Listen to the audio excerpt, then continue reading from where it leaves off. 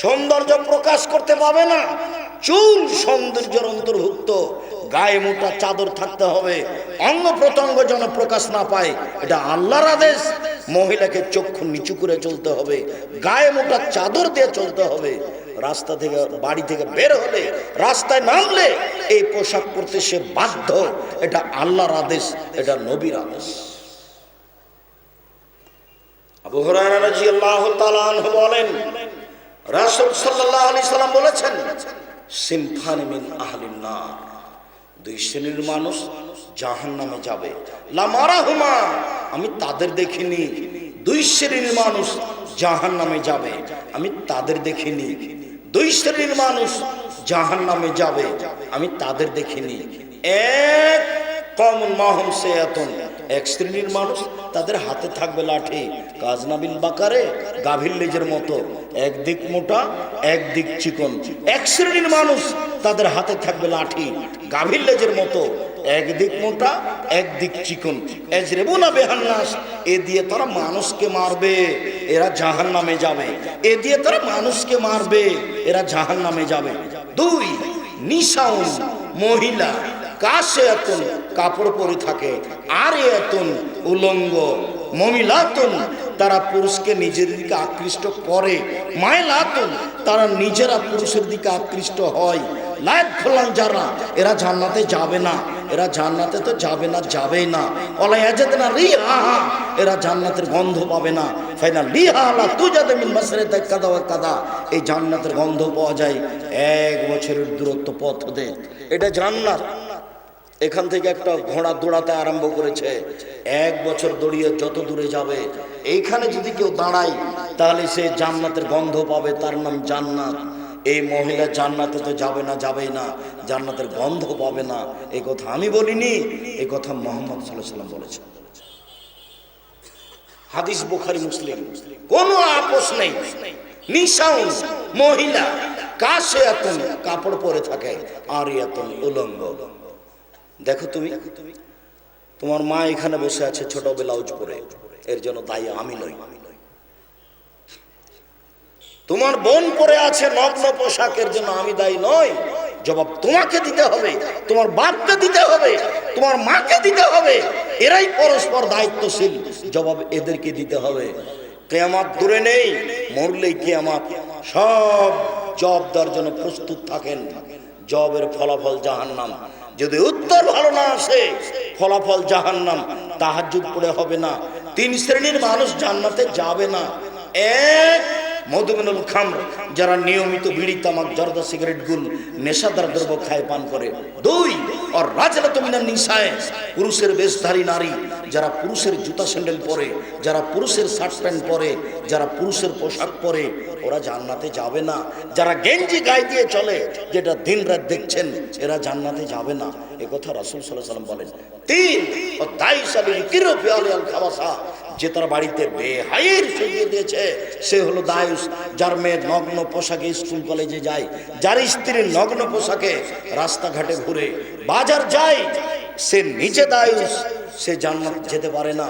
সম্মানিত দিনী ভাই বোন, আমি অনুরোধ জানিয়েছি, স্বামী হলে 5টা জিনিস লাগে। স্বামী হলে 5টা জিনিস লাগে। স্বামী হলে 5টা জিনিস লাগে। 1, ফাকসুহ মাকতাকসাইতা, যে মানের কাপড় তুমি পরো, স্ত্রীকে সে মানের পরাও। 2, আতে মাতাইনতা, যে মানের তুমি খাও, স্ত্রীকে সে মানের খাওয়াও। 3, আল্লাহ তুকাব্বে, স্ত্রীকে কটু কথা বলো না, কখনো ভুলেও তার বদনাম করো না। ঠোঁটটা মোটা এ কথা বলো না, রংটা কালো এ কথা বলো না, দেখতে ভালো লাগে না এ কথা বলো না, কখনো তাকে কটু কথা বলো না। 4, কখনো তার মুখের উপরে মারো না। 5, ফিল ভাইতে, তাকে বাড়ি ছাড়া কোথাও থাকতে দিও না। ও খালার বাড়ি যেতে পারে না, ও ফুফুর বাড়ি যেতে পারে না, ও মায়ের বাড়ি যেতে পারে না, জরুরি প্রয়োজন ছাড়া বাড়ি ত্যাগ করতে পারে না। বাজার তো বহু দূরের কথা, বিবাহের বাড়িতে বহু দূরের কথা। বিবাহের বাড়ি গেলে স্বামীর সংখ্যা বেশি হয়ে যায়। বিবাহের বাড়িও ভাবতেই পারে না, হাট বাজার ভাবতেই পারে না।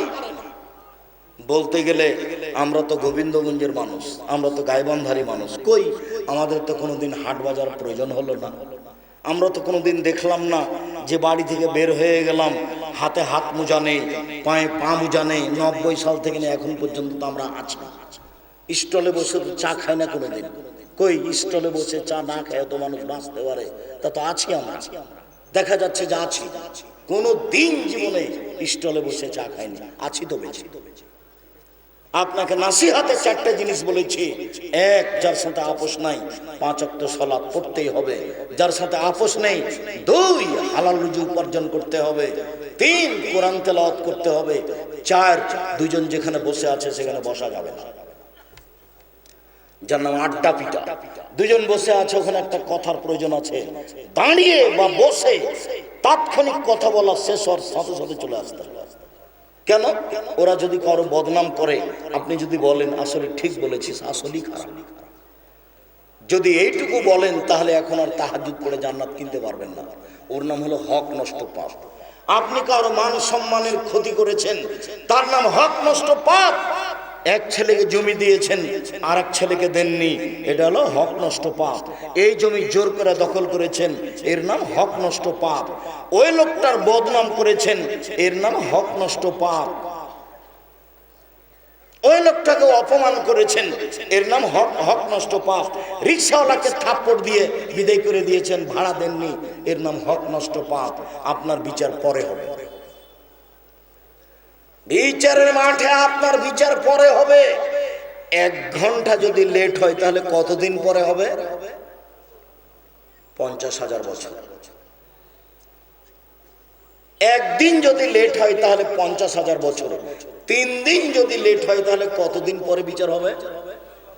1.5 লক্ষ বছর। অথচ একজন ভালো মানুষের বিচারের সময়সীমা কতটুকু?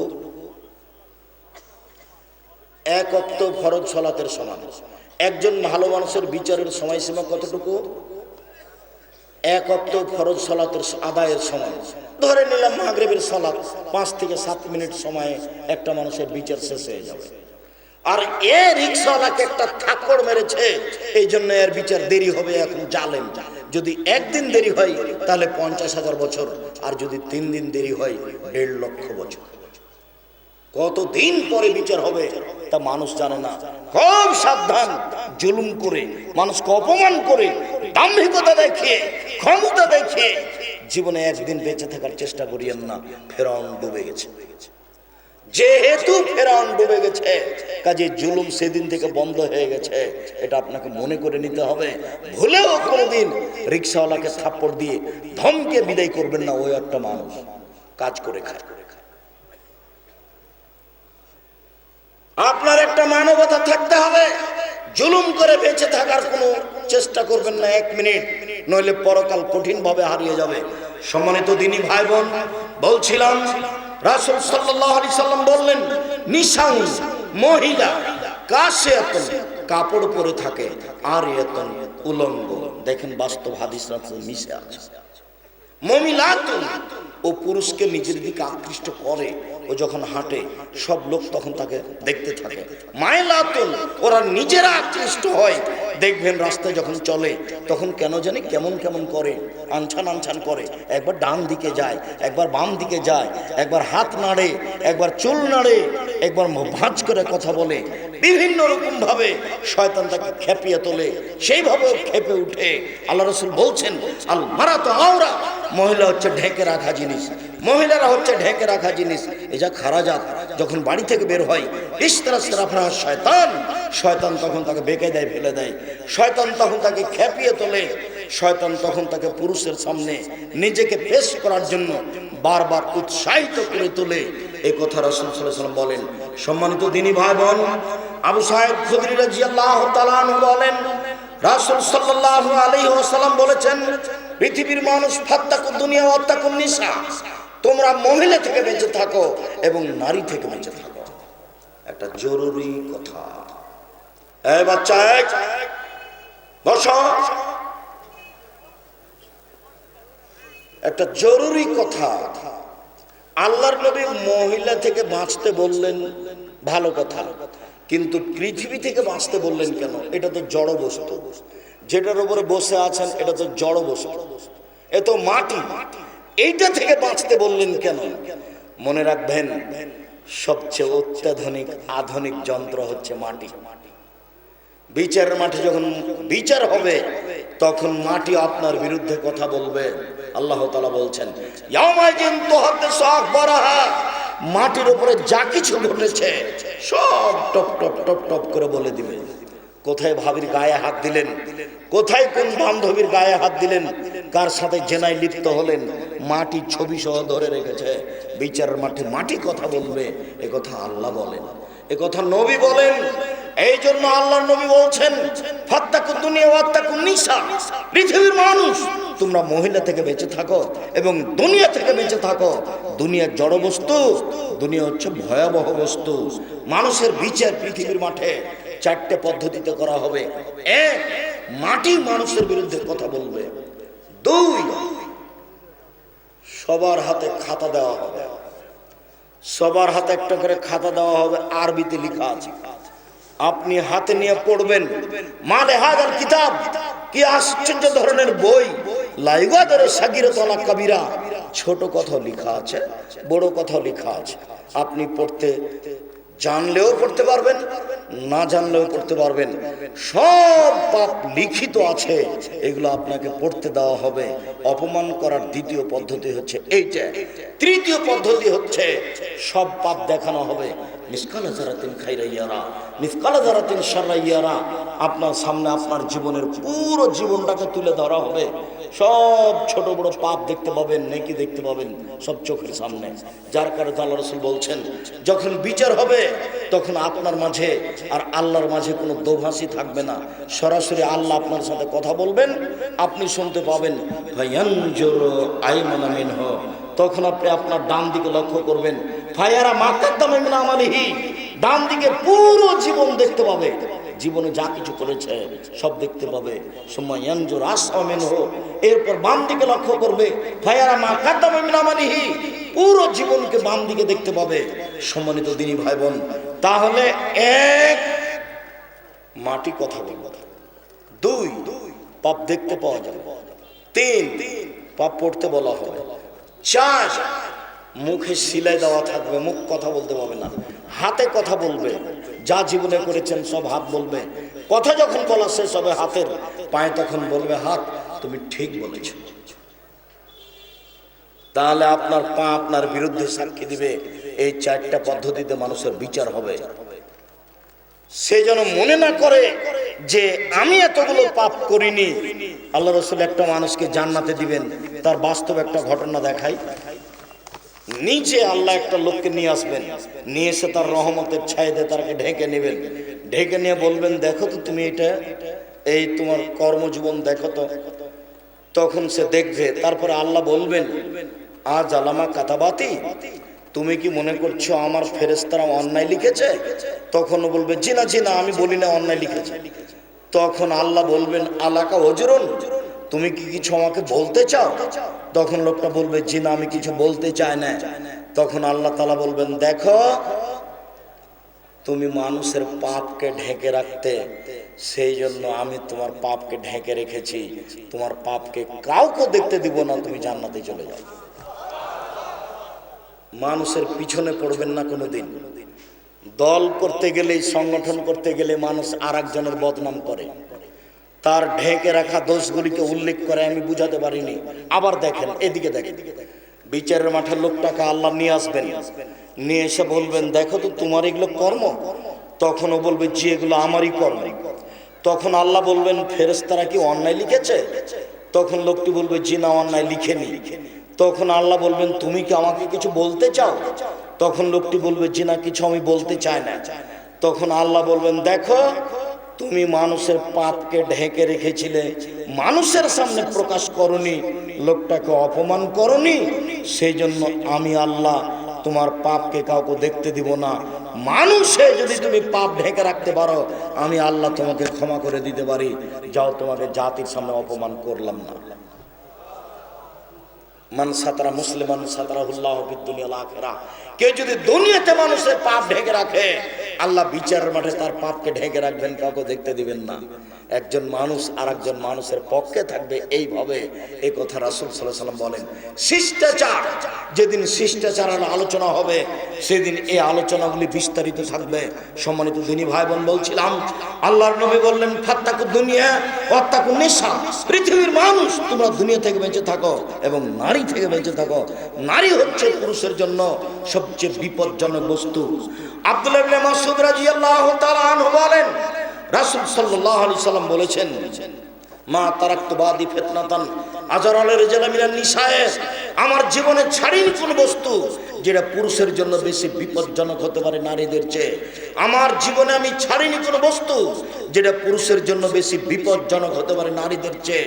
আমার জীবনে আমি ছাড়িনি কোন বস্তু যেটা পুরুষের জন্য বেশি বিপজ্জনক হতে পারে নারীদের চেয়ে। নারী হচ্ছে পুরুষের জন্য বেশি বিপজ্জনক বস্তু। এক মিনিট, এর বাস্তবতা দেখায়, এক মিনিট খেয়াল করবেন।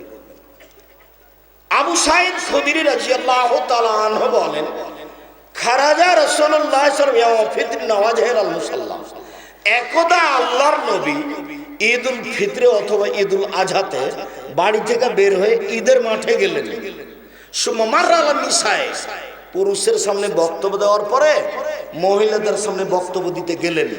তখন তিনি বলছেন ইয়া মাশারান নিসায়ে তাসাদ্দাকনা ফাইন উরিতুকুন্না আকসার আহলিন নারে, শোনো মহিলার দলেরা, শোনো উপস্থিত মহিলারা, তোমরা দান করো, আমি তোমাদেরকে বেশিরভাগ জাহান্নামে দেখছি। জাহান্নাম বলতে নারী আর নারী, জাহান্নাম বলতে নারী আর নারী, আমি তোমাদেরকে বেশিরভাগ জাহান্নামে দেখছি। কুলনা অবিমা ইয়া রাসূলুল্লাহ, মদিনার মহিলারা বলল আল্লাহর নবী কেন মহিলারা বেশি জাহান্নামে যাবে, তার কারণ কি? তখন আল্লাহ রাসূল তিনটা কথা বললেন। এই ছেলে, সিরিয়াল তুমি কথা ধরে রাখবা। এক, তুকসিরনাল লানা, মহিলারা বেশি অভিশাপ করে, যখন তখন যে সেই কথার পিছনে লেগে যায়, ছোট কথার পিছনে লেগে যায়, বদনাম করে, এই সেই কথায় জড়িয়ে যায়, সেই কারণে ওরা বেশি জাহান্নামে যাবে। দুই, একফুরনালাশিরা, স্বামীকে মেনে চলে না, স্বামীকে মেনে চলে না, এই জন্য তারা বেশি জাহান্নামে যাবে। তিন, মারা আইতমিন নাকেসা তাকলিন দিনিন আযাবের রাজুলিল হাজেম, আমি আমার জীবনে দেখিনি কোনো নারীকে তোমাদের চেয়ে কাউকে যে বুদ্ধিমানের বুদ্ধিকে নষ্ট করতে পারো।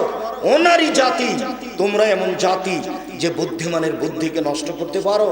ও নারী জাতি, তোমরা এমন জাতি যে বুদ্ধিমানের বুদ্ধিকে নষ্ট করতে পারো। আমি দেখিনি কাউকে যে বুদ্ধিমানের বুদ্ধিকে নষ্ট করতে পারে তোমাদের চেয়ে কেউ। তোমরা এমন জাতি যে বুদ্ধিমানের বুদ্ধিকে নষ্ট করতে পারো। একবার যদি আপনার চোখের সামনে হেসে ওঠে তাহলে আপনার বুদ্ধি অর্ধেক কমে যাবে। একবার গাড়িতে উঠে যদি একটু হেসে বলে যে ভাইয়া বসেন, তাহলে আপনি যতক্ষণ পর্যন্ত গাড়ি থেকে না নেমেছেন বা ও না নেমেছে ততক্ষণ পর্যন্ত কথা বলতে বন্ধ করতে পারবেন না। একটু পরে বলবেন তোমার নাম কি, একটু পরে বলবেন তুমি কোন ক্লাসে পড়ো, একটু পরে বলবেন তোমার বিবাহ শাদী হয়েছে কিনা। তার মানে এক হাসি দিয়ে আপনাকে পাগল বানিয়েছে। এই কথা আমি বলিনি, এই কথা মুহাম্মদ সাল্লাল্লাহু আলাইহি ওয়াসাল্লাম বলছেন। উপস্থিত দিনই বৈঠকের দিনই বোন, আমি এই কথা বলে আপনার আমি অপমান করতে চাইনি। আব্দুল্লাহ ইবনে মাসউদ রাদিয়াল্লাহু তাআলা আনহু বলেন পৃথিবীর মহিলা তোমরা শুনে রাখো, ইন্নাল মারাতা তুকবালু ফি সূরাতি শায়তান ওয়া তুদবারু ফি সূরাতি শায়তান, নিশ্চয় মহিলারা শয়তানের বেশ ধরে আসে, নিশ্চয় মহিলারা শয়তানের বেশ ধরে যায়, নিশ্চয় মহিলারা শয়তানের বেশ ধরে আসে, নিশ্চয় মহিলারা শয়তানের বেশ ধরে যায়, নিশ্চয় মহিলারা শয়তানের বেশ ধরে আসে, নিশ্চয় মহিলারা শয়তানের বেশ ধরে যায়। আব্দুর রাজ্জাক সাহেব থামেন, আপনাকে অনেক ভালোবাসি, আপনার বক্তব্য শুনতে এসেছি। শয়তানের বেশ ধরে আসেনি, শয়তানের বেশ ধরে যেতে চাইনি। আপনাকে অনেক ভালোবাসি, খাটো করবেন না, অপমান করবেন না।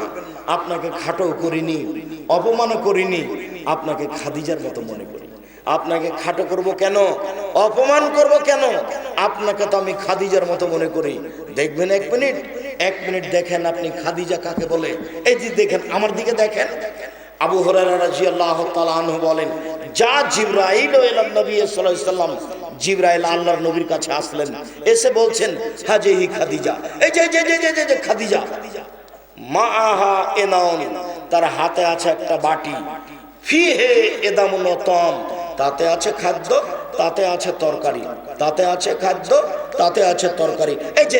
এই যে খাদিজা আপনার কাছে আসছে, বলেন তো কে বলছেন কথাগুলি? জিবরাইল আলাইহিস সালাম বলছেন। কাকে বলছেন? আমাদের নবী মুহাম্মদ সাল্লাল্লাহু আলাইহি ওয়াসাল্লাম বলছেন। জিবরাইল বলছেন আমাদের নবীকে, এই যে দেখেন খাদিজা আসছে, দেখেন ওর হাতে একটা বাটি আছে, বাটিতে তরকারি আছে, খাদ্য আছে। শুনেন, ফাজাআতাতে লাইকা, ও যখন আপনার পাশে চলে আসবে তখন আপনি তাকে বলবেন, খাদিজা ফাকরা আলাইহা আলাইকা সালাম মিন রাব্বিহা, আলাইহা সালাম মিন রাব্বিহা মিন্নি। খাদিজা, তোমাকে আল্লাহ সালাম দিয়েছেন, তোমাকে জিবরাইল সালাম দিয়েছেন। এই জন্য পৃথিবীতে সবচেয়ে দামি মহিলা খাদিজা, আয়েশার চেয়েও দামি, আসিয়ার চেয়েও দামি, মারিয়ামের চেয়েও দামি। মারিয়াম যেখানে থাকতেন সেখানে আল্লাহর পক্ষ থেকে রুজি আসতো। মারিয়ামের খালু ওখানে গেছেন, খালুকে বলছেন, মারিয়াম এই যে অসময়ের ফল, শীতের দিনে রাজশাহীর ফজলি আম, ওখানে কিন্তু রাজশাহীর ফজলি আম নেই, ও কথা আবার ধরবেন না। কি ব্যাপার আয় মারিয়াম, অসময়ের ফল কেন তোমার কাছে? তখন মারিয়াম বলছেন, হাজা মিন ইনদিল্লাহ, এটা আল্লাহর পক্ষ থেকে এসেছে। খাদিজার কাছে এরকম খাদ্য এসেছে কি না তা আমাদের জানা নেই, তবে মারিয়ামকে আল্লাহ সালাম দিয়েছেন এ কথারও প্রমাণ নেই। খাদিজাকে কে সালাম দিয়েছেন? আল্লাহ। আর কে দিয়েছেন? জিবরাইল আলাইহিস সালাম। তো উপস্থিত দিনই বৈঠকের মুসলিম বল, আমি যে বললাম যে মহিলারা শয়তানের বেশ ধরে আসে, শয়তানের বেশ ধরে যায়, তাহলে আমি কি খাদিজাকে শয়তান বললাম? নাউজুবিল্লাহ মিন যালিক। তাহলে খাদিজা অনেক ভালো, আপনাকে খাদিজার মতো মনে করছি, আপনাকে আমি কষ্ট দিতে এখানে ডাকিনি। সত্যই আপনি এসেছেন, আপনার জন্য জান্নাতের সব দরজা খোলা। আপনি চারটা কাজ করেন, আপনি কেন শয়তানের বেশ ধরে আসবেন আর শয়তানের বেশ ধরে যাবেন? আপনার জন্য চারটা কাজ করলে জান্নাতের সব দরজা খোলা। এক, সালাত খামসাহা, 5 ওয়াক্ত সালাত আদায় করলো। 2, সমাদ সাহরাহা, রমজান মাসের সিয়াম পালন করলো, রোজা থাকলো। 3, আতাত বালাহা, স্বামীকে মেনে চললো। 4, আহসানাত ফারজাহা, জেনায় লিপ্ত হলো না। এই 4টা কাজ যদি করতে পারেন আপনি, জান্নাতের সব দরজা খোলা।